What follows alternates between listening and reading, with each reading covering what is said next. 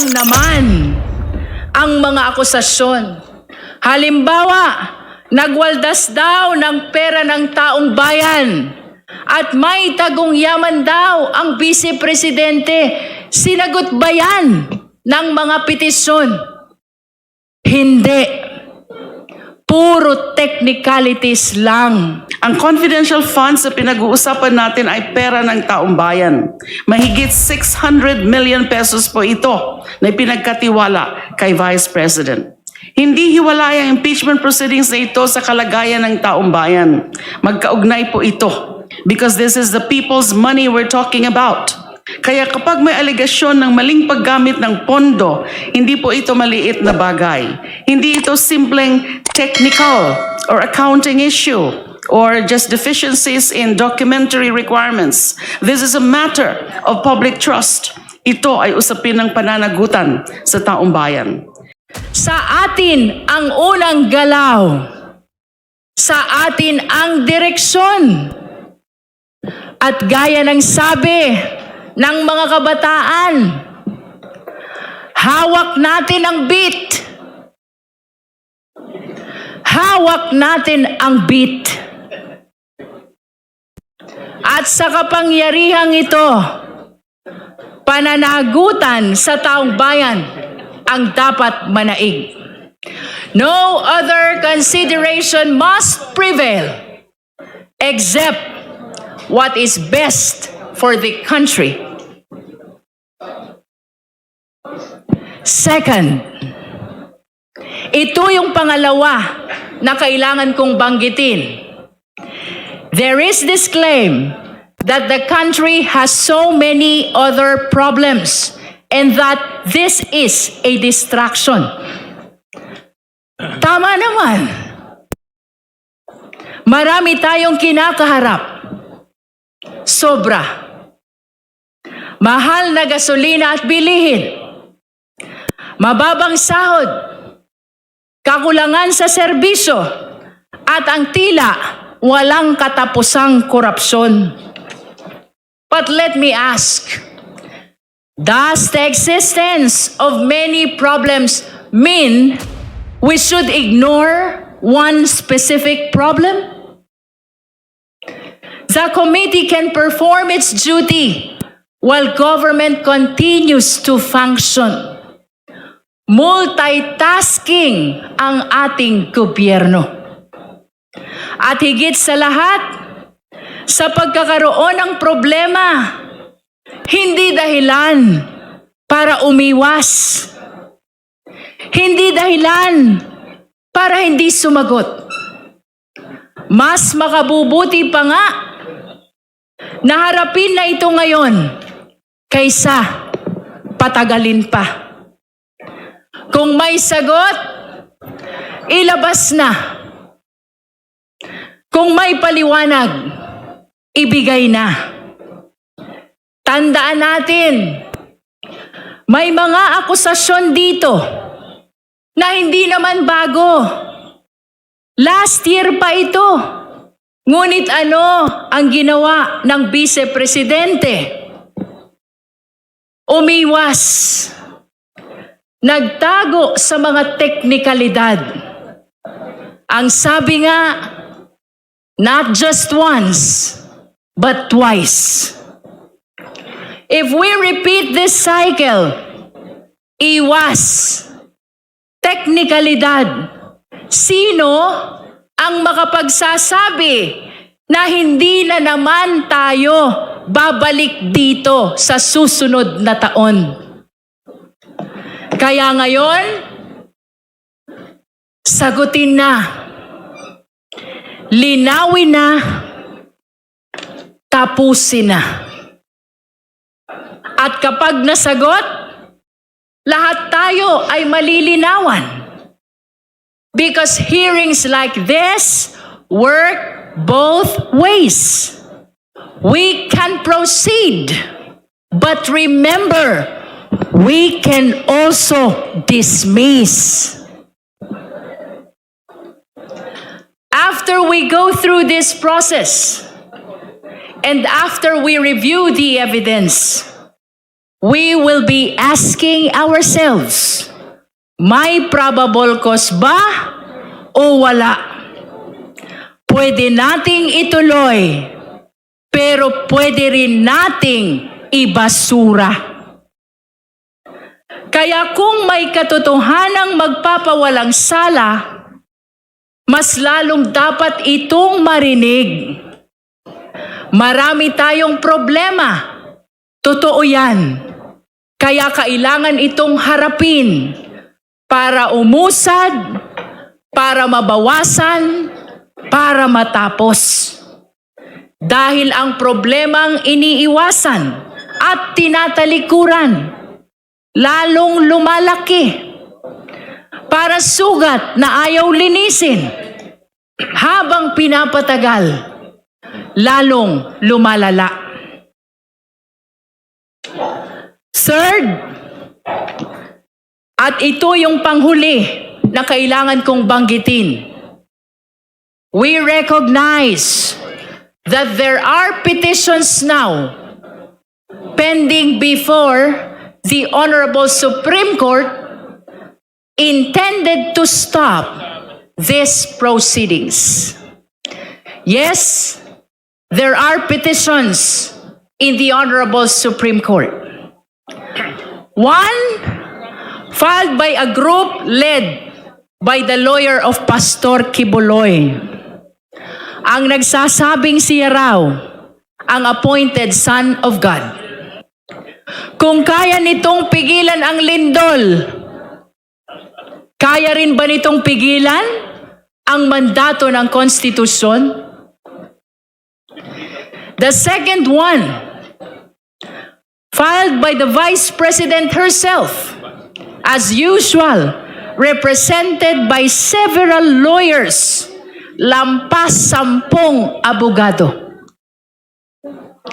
And the third one, filed by several individuals, mostly lawyers. Ang dami-dami namang abogado questioning the very core of our rules. And just yesterday, we received the fourth one. It was filed by Carpio and lawyers with the Regional Trial Court of Quezon City. Esteemed colleagues, beloved countrymen, total of 4 petitions na ang layon ay patigilin ang pagdinig na ito. Ang palagi nating sinasabi, public office is a public trust. Indeed, easier said than done. Ngunit, sa pagkahaba-haba ng mga ito, ng 4 na petitions na ito, let me tell you, wala ni isa na sumagot sa mga importanteng akusasyon laban sa Vice Presidente. Puro technicalities lamang ang tinalakay. Ang taong bayan ay naghahanap ng sagot, hindi ng papel. Simple lang naman ang mga akusasyon. Halimbawa, nagwaldas daw ng pera ng taong bayan at may tagong yaman daw ang Vice Presidente. Sinagot ba yan ng mga petisyon? Hindi. Puro technicalities lang. Sinasabi din nila may 1-year bar. Sinasabi din nila ang nag-refer daw ng impeachment na ito ay ang speaker lamang, hindi ang buong kamara. Napakasimple ng sagot. Yung 1-year bar, paulit-ulit na ito, tandaan natin na lumipas na ang 1 taon at saka lamang muling nagkaroon ng impeachment process na ito. At tungkol sa referral, Tandaan din natin na ang speaker ay hindi kumikilos ng mag-isa.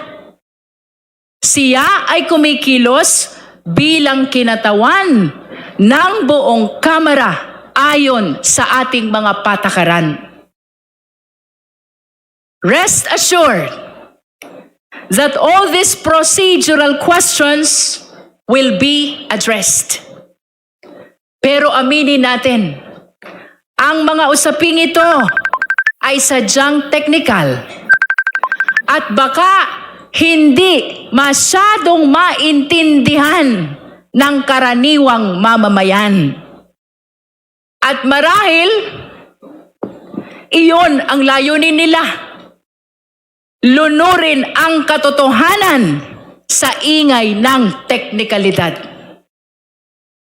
Habang nagdedebate ang mga abogado sa kagalang-galang na Korte Suprema, ang taong bayan ay patuloy na nagtatanong, nasaan ang pera? Bakit ito nagastos ng ganun kabilis? May pananagutan ba talaga ang Vice-Presidente? We will answer the lawyers in the Supreme Court, but we will answer the Filipino people here. Narito po ang proseso para linawin ang mga akusasyon. Dito natin ito dapat pag-usapan. Let us not forget that what is truly supreme is the Constitution. Malinaw ang sinasabi ng konstitusyon. The House of Representatives has the exclusive power to initiate impeachment and the authority to determine its own rules. Hindi ito imbento. Hindi ito kagustuhan ng iilan. Ito ay mandato ng konstitusyon. Now, the Vice President says, the petition in the Supreme Court is not meant to avoid the process, but to seek clarity. But if it is clarity that it is sought, bakit hindi dito? Dito ang clarificatory hearing. Dito dapat magpaliwanag. Kung handang humarap, dapat dito humarap. Matagal na nating naririnig. Handa raw. Handa saan? Sa press statement? Sa social media? Pero pagdating dito sa prosesong may saysay, nawawala. Hindi sapat ang sabihing handa. Kailangan magpakita. Kailangan sumagot. Kung walang kasalanan, simple lang. Magpakita, sumagot, hindi sa labas, kundi dito. In closing, let me stress, this process is not about personalities. It is about accountability. It is about responsibility. Ito ay paninindigan para sa katotohanan. Impeachment is the people's constitutional mechanism to hold public officials accountable. Tandaan natin, ito ay pagtukoy lamang kung may probable cause o wala. At bahagi ng prosesong ito ang pagdinig natin ngayon. Isang pagkakataon upang linawin ang mahahalagang issue sa kasong ito. Inaasahan natin ngayon ang pagpapaliwanag ng mga ebidensya mula sa COA, sa NBI, PSA at marami pang ahensya. Inaasahan din natin ang pagdalo ni Ramil Madriaga na sa kauna-unahang pagkakataon at sa isang public hearing ay makakapagpatunay sa kanyang salaysay. For the very first time, we hope to hear directly from Ramil Madriaga upang makatulong sa paglilinaw kung may batayan ba ang reklamo laban sa Vice Presidente. Uulitin ko po, hindi ito paghusga. Gusto lang nating maliwanagan. Gusto lang nating matiyak kung dapat bang umusad ang proseso. Our duty is not to pass final judgment, but to clarify and in the process to seek the truth. Truth is rarely simple. And it is never convenient. We do not pause our search for it simply because, first, there are some procedural questions. Second, there are more pressing problems. And third, there are petitions before the Supreme Court. No, we will not pause to that. Guided by the Constitution and the will of the people, truth must be pursued regardless. It remains the foundation upon which justice and accountability stand. We must continue to follow it wherever it leads, guided not by fear, not by expedience, but by the voice of conscience and the trust of the nation. Sa huli, babalik tayo sa simula. Pagsuri natin ang ebidensya, ano ang tunay na gagabay sa atin? Hindi lamang batas, kundi tiwala ng taong bayan. Hindi lamang teknikalidad, kundi ang pananagutan. No other consideration must prevail except what is best for the country. Maraming salamat po. At this juncture, the chair directs the committee secretary to call the case.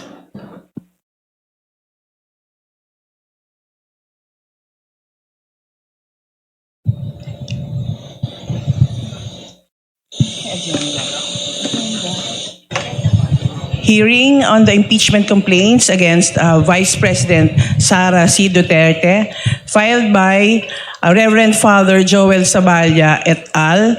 And endorsed by Congressman Laila de Lima, and filed by Attorney Nathaniel G. Cabrera and endorsed by Representatives Benvenido Abante and Francisco Paulo Ortega V. Thank you, COMSEC. At this point, we would like to recognize the Honorable Laila de Lima, the endorser of the third impeachment complaint, otherwise known as the Saballa et al. Impeachment complaint, for her manifestation. Maraming salamat po, Madam Chair. Madam Chair, distinguished colleagues at sa ating mga kababayan, magandang umaga po. We are anchoring today's clarificatory hearing not on mere speculation, but on two verified complaints, the Saballa et al. And the Cabrera complaint, both duly filed, endorsed, and found by this committee to be sufficient in form, substance, and in grounds. Ibig sabihin po, Hindi ito basta-bastang paratang dahil ang mga complaints na ito ay dumaan sa itinakdang proseso at nakitaan ng sapat na batayan upang dinggin ng committee ito at umabot sa stage na ito, which is the clarificatory hearing to determine probable cause. At sa puntong ito, hindi na po natin maaaring isantabi ang mga aligasyon bilang haka-haka lamang. Hindi po ito gawa-gawa. Hindi po ito political harassment. Ito ay mga aligasyong may kalakip na ebidensya na nararapat suriin. At dito po papasok ang panunumpa ng isang lingkod bayan. Noong 2022, noong siya ay mahalal bilang pangalawang Pangulo, the Vice President swore that she will faithfully and conscientiously fulfill her duties as Vice President of the Philippines, preserve and defend the Constitution, execute its laws, do justice to every man, and consecrate herself to the service of the nation. Ang panunumpang ito ay hindi isang seremonya lamang. Ito ay isang malinaw na panata ng katapatan, integridad at pananagutan sa sambayanan. The complaints before us are grounded on documents, audit findings, and a discernible pattern of transactions that raise serious constitutional questions. Malinaw ang focus natin sa unang bahagi ng pagdinig na ito, to shed light on the use or abuse of confidential funds. Ayon sa Saballa et al. Complaint, may isang malinaw na narrative, a sequence of acts that taken together point to the possible misuse and abuse of confidential funds by the Office of the Vice President and the Department of Education kung saan siya ay nagsilbing kalihim. Hindi po iisang disbursement lamang ang ating pinag-uusapan. Hindi ito isolated incident lamang, kundi sunod-sunod at magkakaugnay ng mga transaksyon na kailangang siyasatin ng masusi. In particular, in paragraphs 22 to 71 and 142 to 255 of the Saballa et al. Complaint, nakasaad ang mga ultimate facts tungkol sa maling paggamit ng confidential funds ng Office of the President. Sa paragraph 72 to 91 and 256 to 267 of the Saballa Complaint naman po nakalahad mga ultimate facts tungkol sa maling paggamit ng confidential funds ng Department of Education. Halimbawa po, sa paragraphs 198 to 204 of the Saballa Complaint, inilahad na sa loob lamang ng mga araw mula December 13 hanggang December 31, 2022, mahigit 100 confidential activities ang sinasabing pinondohan at nagresulta sa aktual na paglabas ng confidential funds. Particular, Madam Chair, on December 23, 2022, more than 100 recipients allegedly got a total amount exceeding 15 million pesos. At kinabukasan, December 24, 2022, 40 recipients ang sinasabing tumanggap naman ng mahigit 5 million pesos. Ayon din sa complaint, ang mga disbursement na ito ay hindi suportado ng sapat at kapanipaniwalang ebidensya na magpapatuloy ng mga aktibidad na pinondohan ay tunay na nangyari. Kapag pinagsama-sama ang mga ito at iba pang mga aligasyon sa complaint, ang mga sumusunod na transaksyon, ang mga sunod-sunod na transaksyon na may malalaking halaga, ang paggamit ng mga pangalang hindi mapatunayan o kaduda-duda, the fictitious or unverifiable identities, at kakulangan ng ebidensya ng proper disbursement in accordance with established guidelines, what emerges is not a simple irregularity, but a pattern that raises serious questions not only on the use, but more importantly on the possible misuse and abuse of public funds. In relation to these ultimate facts, Madam Chair, there are certain matters which we need to clarify from the invited resource persons relating to how VP Duterte, in conspiracy with Special Disbursement Officer Gina Acosta, Colonel Dennis Nolasco, Colonel Dante Lachica, and Ramil Madriaga, among others, committed a series of acts of malversation and a pattern of violations of relevant regulations pertinent to the use, disbursement, and liquidation of confidential confidential funds. Kaya naman po, natin inimbitahan ang mga resource persons natin ngayong araw. Una, inimbitahan po natin si Attorney Cynthia Pantonal, the Notary Public, who notarized the affidavit dated November 29, 2025 of Mr. Ramil Madriaga to present and identify the duly notarized affidavit of Mr. Madriaga attached as Annex A of both the Sabalia et al. And the Cabrera complaints. Pangalawa, si Mr. Ramil Madriaga mismo, kaugnay sa kanyang affidavit as Annex A of both complaints. Pangatlo, si Ms. Marivic Pareja, ang archives custodian ng House of Representatives who was requested to bring videos and transcripts pertaining to the hearings conducted by the House Committee on Good Government and Public Accountability. Pang-apat, representatives of the National Bureau of Investigation questioned Documents Division in relation to their previous examination of acknowledgement receipts used for the liquidation of confidential funds. Panglima, ang representative ng Philippine Statistics Authority in relation to the certification dated December 8, 2024, attached as Annex AA of the Sabalia et al. Complaint, and likewise attached as Annex Q of the Cabrera complaint, and the certification dated December 11, 2024, attached as Annex CC of the Sabalia et al. Complaint, and likewise attached as Annex F of the Cabrera complaint. Pang-anim, si Attorney Gloria Camora, ang team leader ng Intelligence and Confidential Funds Audit Office ng Commission on Audit or COA or ICFAO in relation to the submissions of OVP and DepEd to the COA relative to the use of confidential funds. Naimbitahan rin po si Attorney Michael Wesley Powa, who, according to paragraph 269 of the Sabalia et al. Complaint, testified before the House Committee on Good Government and Public Accountability that he had previously received envelopes directly from Vice President Sara Duterte. He is also the signatory to the Department of Education's reply to the Audit Observation Memorandum number 2024-015 dated February 1, 2024, submitted to the COA on 17 April 2024, attached as Annex Q to the Sabalia complaint. Malinaw po dapat sa ating lahat. Ang confidential funds na pinag-uusapan natin ay pera ng taong bayan.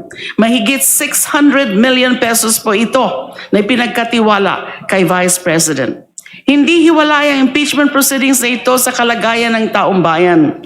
Magkaugnay po ito because this is the people's money we're talking about. Kaya kapag may alegasyon ng maling paggamit ng pondo, hindi po ito maliit na bagay. Hindi ito simpleng technical or accounting issue or just deficiencies in documentary requirements. This is a matter of public trust. Ito ay usapin ng pananagutan sa taong bayan. Beyond the issue on confidential funds, nariyan rin po ang iba pang equally important issues. Nariyan po ang ultimate facts on bribery as explained in paragraphs 92 to 99 and 268 to 280 of the Sabalia et al. Complaint. Unexplained wealth as explained in paragraphs 107 to 109 and 285 to 90 of the Sabalia et al. Complaint, and destabilization and threats as explained in the paragraphs 136 to 141 and 281 to 284 of the Sabalia et al. Complaint. Ang mga ito po ay nangangailangan rin ng masusing pagsusuri ng komiteng ito. In relation to this, inimbitahan po natin ngayong araw ang mga sumusunod na resource persons. Representative ng Office of the Ombudsman, kaugnay sa Statements of Assets, Liabilities, and Net Worth or SALNs ng Vice Presidente. Representative of the Bureau of Internal Revenue, kaugnay sa mga BIR records ni Vice President Duterte ng kanyang asawa at mga negosyong konektado sa kanila. Representative of the Securities and Exchange Commission, kaugnay sa mga corporate documents ng mga negosyong konektado kay Vice President Duterte. And representative of the National Bureau of Investigation, kaugnay sa mga video containing the alleged threats, the plot to assassinate the President, the former Speaker, and the First Lady. Let us be clear. Sabi nga po ng ating chair, we are not here today to prejudge or to determine already the guilt or innocence of the respondent. Hindi po tayo narito upang agad magdeklara ng pagkakasala. We are here because the Constitution commands us to act. Ang ating tungkulin ngayon ay suriin kung mayroon bang probable cause upang ma-impeach si VP at litisin sa Senado bilang impeachment court. Malinaw po, narito tayo ngayon para alamin kung dapat bang umusad ang proseso ng pananagutan. Today is about accountability to the Filipino people. At kung ang mga complaints na nasa atin ngayon ay may sapat na bigat, kung ang mga alegasyon ay may sapat na batayan, hindi po natin maaaring baliwalain ang mga ito. We are here to determine if indeed public trust has been betrayed by the Vice President and consequently determine probable cause and impeach her. Maraming salamat po. Thank you, Honorable De Lima. We heard the manifestation of the endorser of the third impeachment complaint. And at this juncture, we will be recognizing the endorser of the fourth impeachment complaint, the Cabrera impeachment complaint. We recognize, therefore, the Honorable Benny Abante. Salamat po, Madam Chair. Magandang umaga po sa inyo lahat. Hindi lamang dito sa hearing na ito, kundi ang libo-libo at mga milyong mga Pilipino na ngayon po'y nanonood sa atin. Na hinihiling ko lamang na panoorin po natin ng mayroong kaalaman, hindi po bilang politiko. At any rate, gusto ko muling banggitin ang sinasabi ng ating saligang batas. Article 11, the accountability of public officers. Pinanggit na po ito sa opening statement ng ating chairwoman. Yung nakalagay po sa section 1, napakahalaga nito, mga kaibigan. Nakalagay, public office is a public trust. Dadagan ko, hindi lang po ito public trust, kundi it is a sacred trust. Oho. Yan, maaaring kulang yan sa ating konstitusyon. Tinatawag kong konstitusyon natin na sacred constitution, hindi holy constitution, sapagkat kinakailangan baguhin pa ang iba. It is a human-made constitution. Subalit, napakahalaga ng sinabi. Public office is a public trust. Uulitin ko para malaman po ng taong bayan natin. Public office is a public trust. Ang section 2 po, nagsasabi, the President, the Vice President, the members of the Supreme Court, the members of the Constitutional Commissions, and the Ombudsman may be removed from office on what? On impeachment. For and conviction of culpable violation of the Constitution, treason, bribery, graft and corruption, other high crimes, or betrayal of public trust. Yun po ang nakalagay sa ating saligang batas. Kaya meron po tayong batayan dito sa ating committee hearing. Ano po? Nakalagay sa section 3, the House of Representatives shall have the exclusive power. Tandaan po natin yung nakalagay sa Constitution. Exclusive power to initiate. Binanggit po ng ating magaling na chairwoman, not to decide, but to initiate all cases of impeachment. Exclusive power. Kaya po tayo nandirito. Dalawang konstitusyon ang pinapaniwalaan ko. Unang-una, ang tinatawag kong Sacred Constitution na binasak ko lamang po ngayon sa inyo. Ang pangalawang pinapaniwalaan ko ay ang Divine Constitution na mismong ang Diyos ang gumawa. Now you take note, mga kaibigan. The law of Moses was actually delivered by Moses on the behest of God Himself. Ibig sabihin, ang unang-unang nagbigay ng batas, walang iba kundi ang Diyos. Balagay ko naman, tayong lahat dito, walang pasubali na naniniwala sa Diyos. Hindi po ba? Now, ano po nakalagay sa Divine Constitution na tinatawag kong Biblia? Ye shall know the truth, and the truth shall set you free. Now, of course, sa amin, sa theology, pag pinag-uusapan ng theological knowledge, ang pinag-uusapan pong truth dito ang Panginoong Jesucristo. But common knowledge will tell us the truth can be anything that people should know. Because only the truth, when people know it, can the whole nation be set free. And those who are guilty can be penalized. Yun po nakalagay. Ye shall know the truth, and the truth shall set you free. Naniniwala po ako in the judgment of God. Katulad na paniniwala ko in the judgment of human law.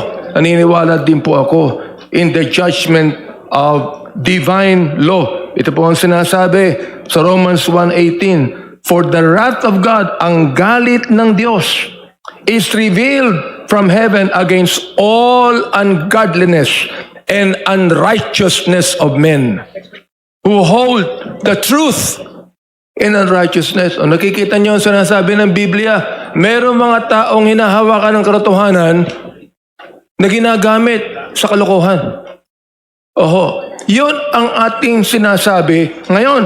Alright, ngayon po ay gusto kong ipagpatuloy ang aking manifestation bilang endorser ng pang-apat na verified complaint na si Atty. Cabrera mismo ang nagsabi. Tungkulin ko na tiyakin na ang bawat detalye at ebidensya ay mailatag ng maayos sa harap ng komiting ito.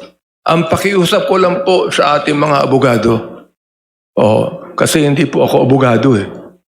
Ang pakiusap ko lamang sa ating mga abogado, do not put loopholes in the law. Yun ang pakiusap ko. Huwag nating bigyan ng loopholes yung batas. At huwag nating gamitin ng batas para makalusot tayo sa batas. Because I believe that the lawyers here believe in the Constitution. And they will always follow the rules of law. Yan ang aking paniniwala. Ngayon, mga kaibigan, I might not be a lawyer, Madam Chair, but I have logic. I have common sense. And my logic and my common sense tell me if there's something wrong or if there's something right. Now, gusto ko pong tiyakin sa inyo na ang bawat detalye at ebidensya ay mailatag ng maayos sa harap ng kumiting ito. Wala po akong galit sa ating Vice President. Wala po akong personal na galit sa kanya. In fact, just to let you know and to let our people know that when she ran for Vice President, I supported her. Hindi lamang ako nang support sa kanya, lahat ng aming mga churches supported the Vice President. Bakit? Naniniwala po kami sa kanyang ginagawa. So, balit dumating ang pagkakataong ito na dapat natin pag-usapan ito, and ito lang po ang gusto kong sabihin sa lahat. We are here committed to the issues at hand, not to any kind of personal conflict.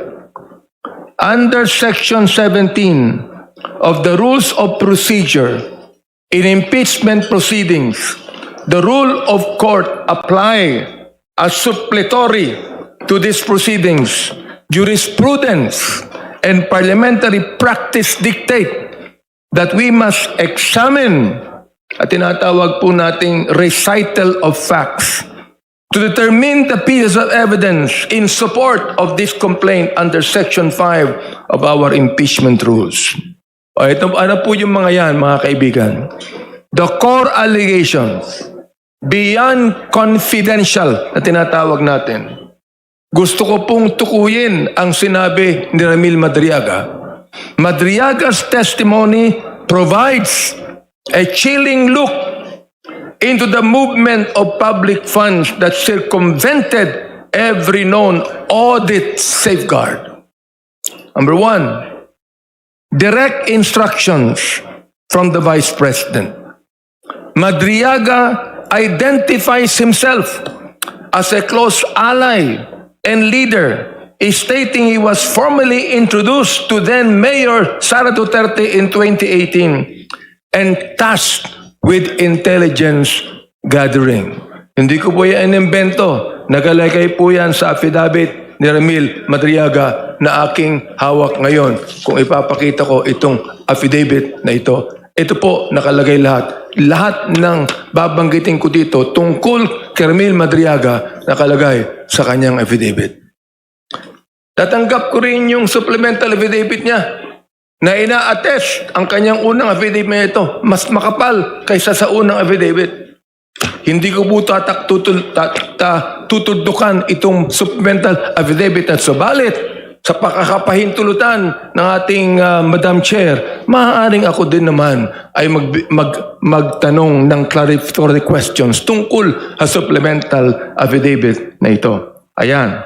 Ano po yung direct instructions na nanggaling sa Vice President? Sinabi ni Madriaga, ini-identify niya ang kanyang sarili as a close ally and leader, is stating, ito po he was formally introduced to then Mayor Sara Duterte in 2018 and tasked with what? Intelligence gathering. He claims, yun ang sinabi niya, he formed the Inday Sara Duterte is my president. In short, ISIP. Yung pong ISIP group na ito at her direct instruction. Number 2, the duffel bags of cash. Yung po'y binanggit din naman ni Madriaga.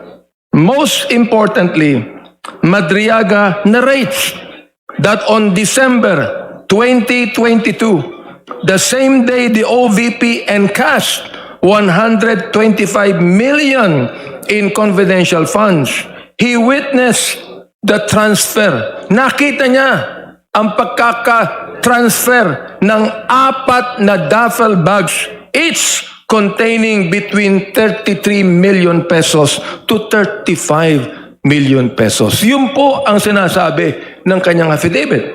Number 3, the SM Mega Mall and Ombudsman deliveries. He details driving a white Vios. Pati yung anim ng kotse, binanggit niya. Pati yung kulay, binanggit niya. Filled with 80 million pesos in cash to the SM Mega Mall parking lot, leaving the keys on the tire for retrieval. He further alleges, ito po, a similar drop-off at the Ombudsman parking compound. Number 4, the Pogo connection.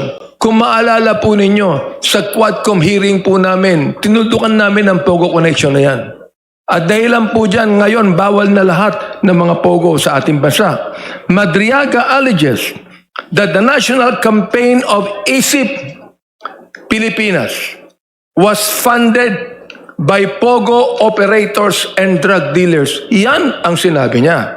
And that he personally picked up bags of cash at locations like the Grand Hyatt BGC and the Seda Hotel. Now, when it comes to justification for clarificatory question, for example, Madam Chair, Section 7 of our impeachment rules grants this committee the power to, and I quote, issue compulsory processes for the attendance of witnesses and the production of documents. End of quote. Now, if these allegations are true, nilalagyan po ng if sapagkat hindi naman tayo nagko-convict dito if these allegations are true, we are looking at the literal conversion of the public treasury into duffel bags for private distribution. This is why clarificatory questions are not just a procedural right. They are a constitutional necessity. That we need to ask, bakit kailangang dumaan ang pera sa duffel bag? At car tarkis kung legal ito. How can the office of the Vice President justify spending 125 million pesos in just 11 days in safe houses for payers that PSA says do not even exist. Oh. If there is nothing to hide, Madam Chair, ladies and gentlemen, if there is nothing to hide, therefore, there is nothing to fear. Oh. From what others term to be fishing expedition. Hindi ba yun ang sabi ng iba eh? Fishing expedition. Why? Because the waters will come up empty. How can you have fishing expedition when there is no water itself to justify it? Oh. But if the water is murky, the people deserve to know what is swimming underneath. And that is the duty of this Committee on Justice hearing. All right. On the fishing expedition and mini trial claims, Madam Chair, may mga pumupuna na ang ginagawa natin ay isang fishing expedition o isang mini trial. Dito po, sa hearing na ito. Let's be clear. Hindi ako abogado, pero naiintindihan kong ibig sabihin yan eh. Alright? Let's be clear. We are not here to convict. Sinabi na yan ni Madam Chair. We are here to determine a what? A threshold. To determine a threshold. This is a duty, not a trial.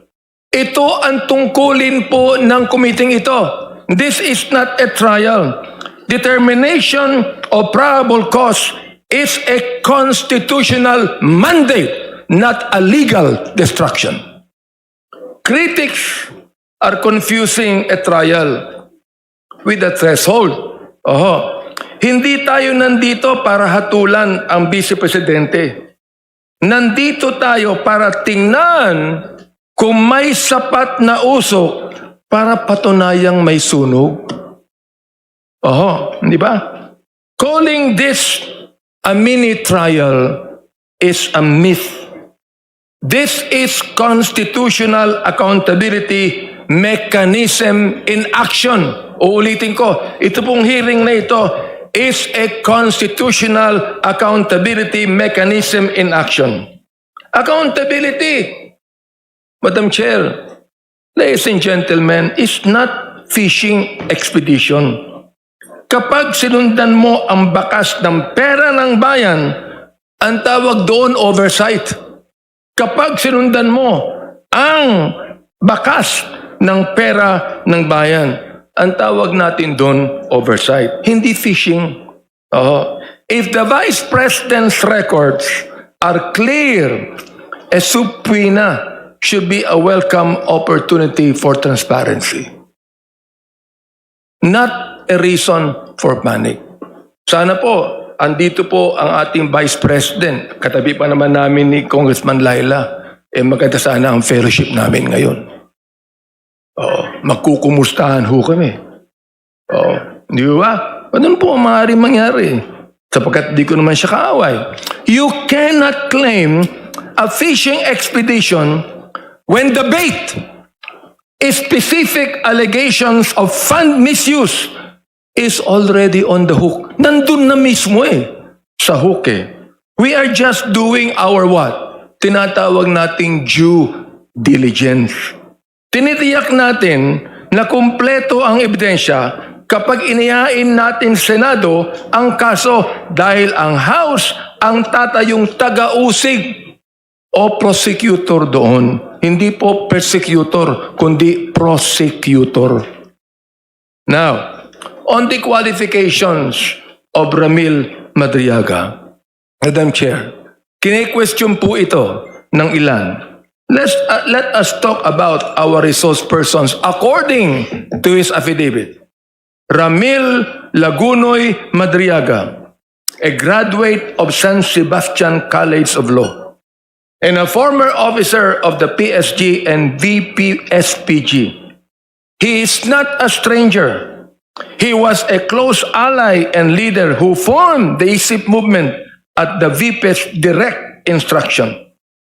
May mga humihiling na i-disqualify siya dahil sa mga kinakaharap na kaso. But under Rule 130 of the rules of court, a witness is qualified.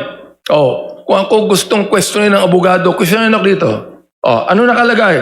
Sa Rule 130 of Rules of Court, a witness is qualified if they can perceive and make known their perception to others.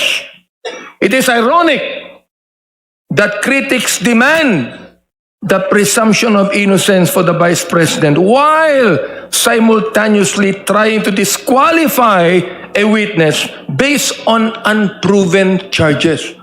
Hindi ba naniniwala tayo? Kung hindi pa po yan kinonvict ng korte, yan po'y suspect. A suspect is presumed innocent until proven guilty. O yan, nabasa ko po yan. Naniniwala ang mga abogado yan. Hindi po ba? Oo. Ito ito ang nakalagay dito.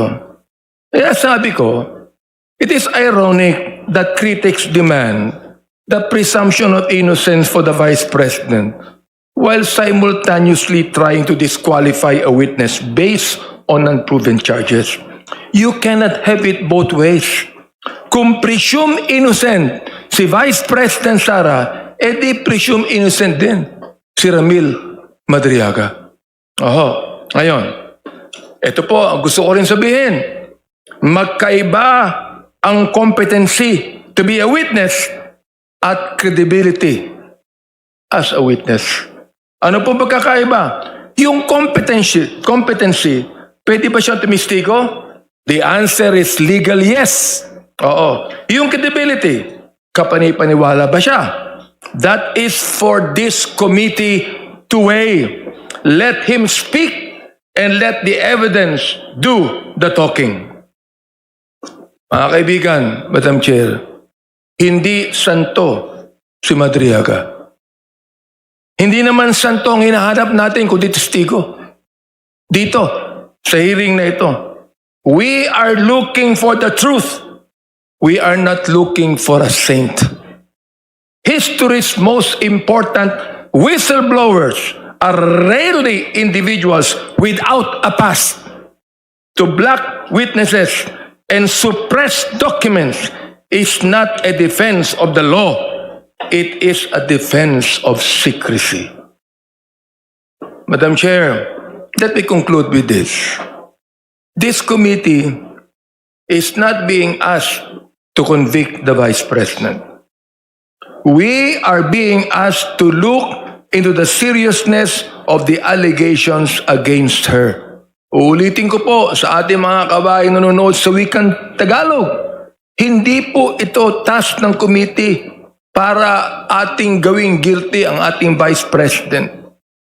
Tayo lamang po meron ditong tungkulin upang tingnan ang seriousness ng mga allegations against her.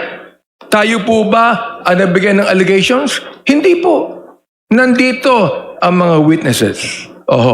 When public funds are alleged to have been converted into duffel bags of cash, the responsible response is not to shut our eyes, but to follow the money and examine the facts. Hindi ito fishing expedition. This is a constitutional oversight. This is accountability in action.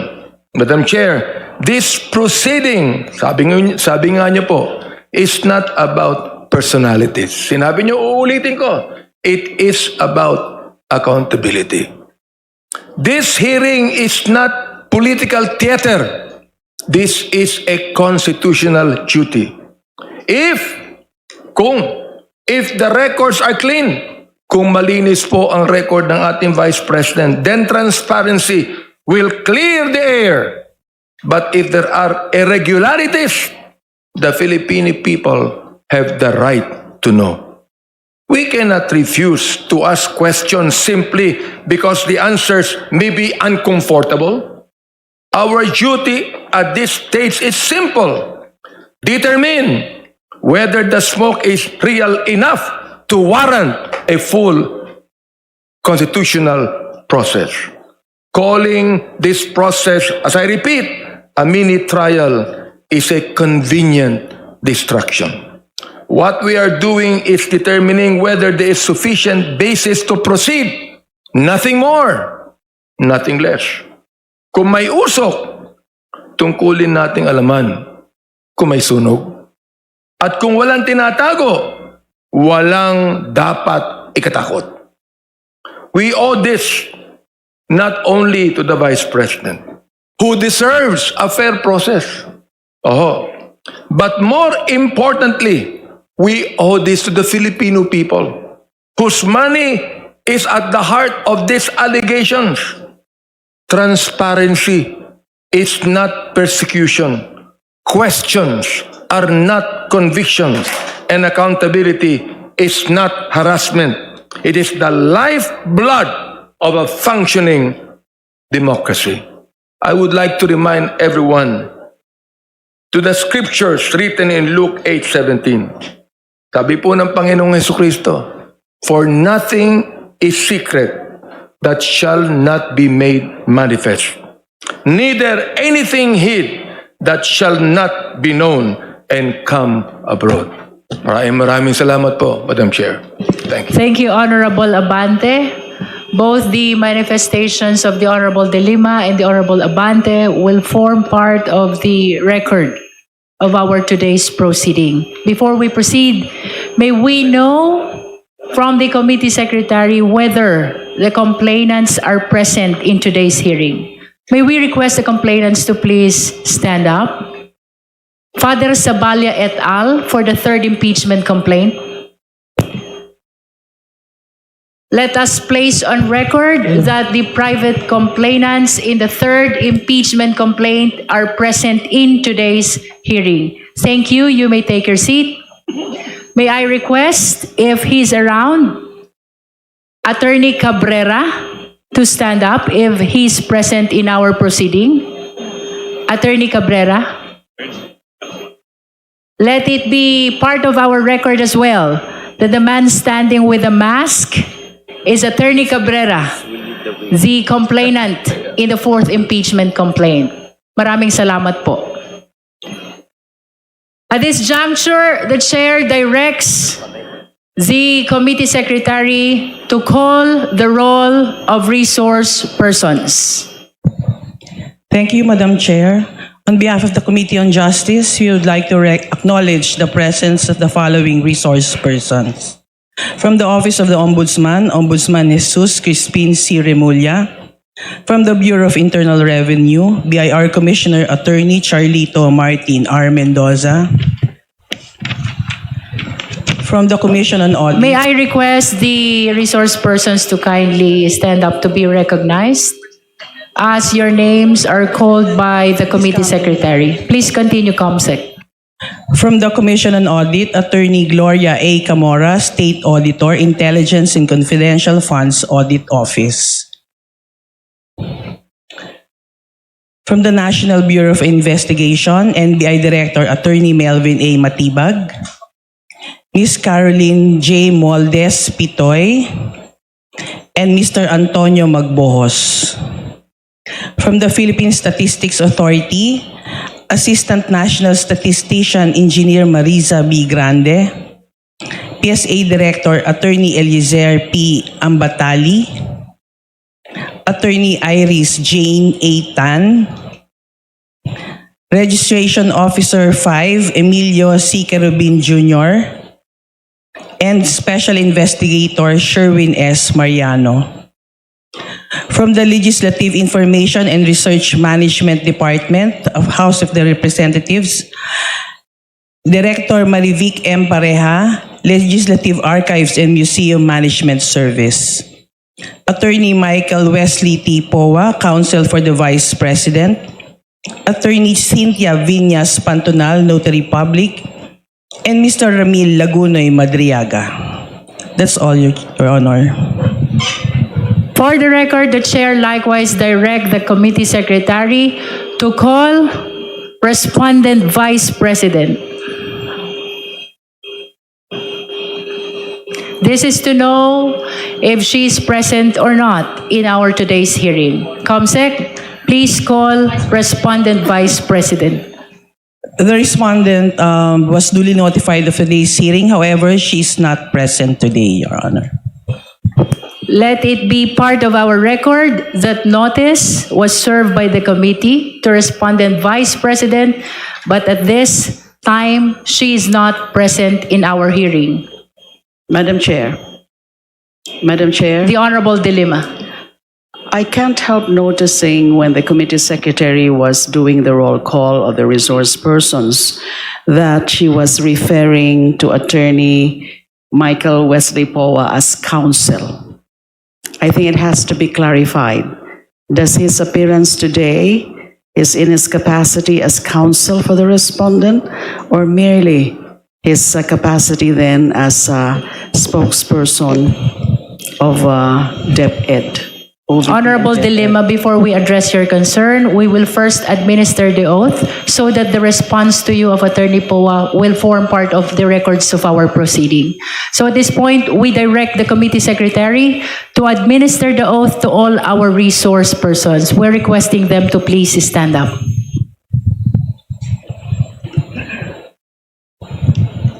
Please raise your right hand. Do you swear to tell the truth, the whole truth, and nothing but the truth before this committee?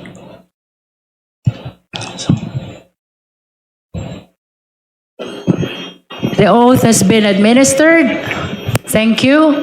Now we go back to the concern of the Honorable Dilima. We recognize Attorney Poa to please make a clarification as to what capacity you are appearing in today's proceeding. Good morning, Madam Chair. Good morning, honorable members of the committee.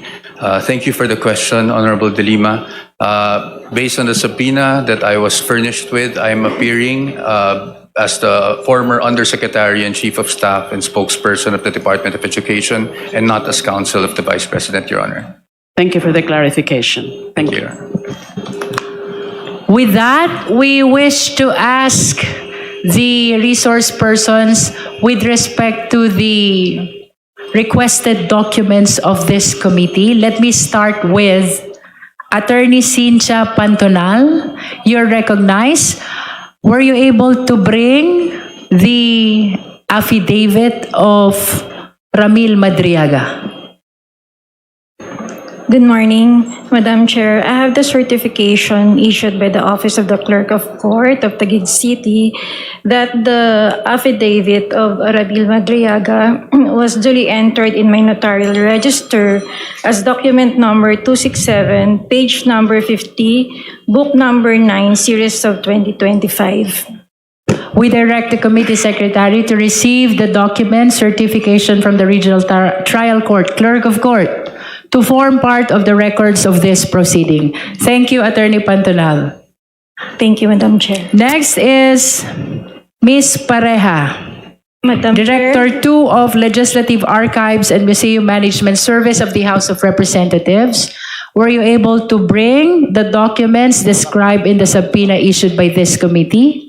Madam Chair, we can confirm that we have in our possession the digital and physical records of documents transmitted by the Committee Secretariat, particularly the Committee on Good Government and Public Accountability on the following dates: September 18 and 25, October 17, November 5, 11, 20 and 25, December 9, all of 2024 relating to the confidential funds of the Office of the Vice President and the Department of Education, Your Honor. Thank you. With that, we likewise direct the committee secretary to receive both the digital and the documentary records of the hearings mentioned of the Committee on Good Government in 19 Congress with regards to the confidential fund of both the Department of Education and the Office of the Vice President. This will form part of the record of the proceeding of this impeachment case. Next is Attorney Melvin Matibag, our NBI Director. May we know if you were able to bring the document required in the subpoena? Good morning, Madam Chair. The documents requested under the subpoena was submitted June 2, 2025 to the Office of the Minority Floor Leader upon his request. But also we're bringing the picture document also. That's regards to the question documents. And with me also are the documents in relation to the threat issue mentioned by Vice President Sara Duterte to Honorable President Bongbong Marcos, Speaker Martin Romualdez, the First Lady, and the three of them. So we have all the documents here. Those are all certified original, Madam Chair. Thank you. COMSEC, kindly receive all the documents being submitted by the NBI Director to form part of the records of our impeachment proceeding. Next is Miss Claire Mapa. Miss Claire Mapa, Undersecretary of the Philippine Statistics Authority. May we know the documents that you're bringing to this committee in compliance to the subpoena? Madam Chair, in compliance to the subpoena, we submitted today the original copies of the certifications pertaining to the PSA verification made on the Certificate of Live Birth, Certificate of Marriage, and Certificate of Death on the several names of the list submitted under investigation, dated certification December 8, 2024, and a certification dated December 11, 2024, including the manifestation signed by Undersecretary Claire Dennis S. Mapa. Okay, so COMSEC, kindly receive the documents being submitted by PSA to form part of the records of our today's